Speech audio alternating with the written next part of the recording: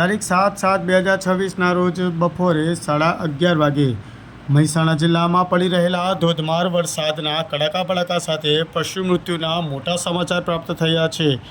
મહેસાણા તાલુકાના બાલિયાસણ ગામે પશુઓનું મૃત્યુ થવા બાબતે તાલુકા વિકાસ અધિકારી આશિષભાઈ પટેલ દ્વારા મહેસૂલ શાખા તાલુકા પંચાયત મહેસાણા દ્વારા નાયબ જિલ્લા વિકાસ અધિકારીને લેખિત દરખાસ્ત કરવામાં આવી છે, જેમાં મહેસાણા તાલુકાના બાલિયાસણા ગામે પશુપાલક અજમલજી ગાંડાજી ઠાકોરની 7 વર્ષની ભેંસનું વીજળી પડવાથી તેઓના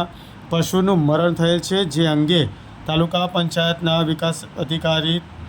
આશિષ પટેલ દ્વારા સહાય બાબતે દરખાસ્ત મૂકવામાં આવી છે, જે પશુ મૃત્યુ સહાય પેટે અંદાજે 37,500 રૂપિયા મળવાપાત્ર થયા છે।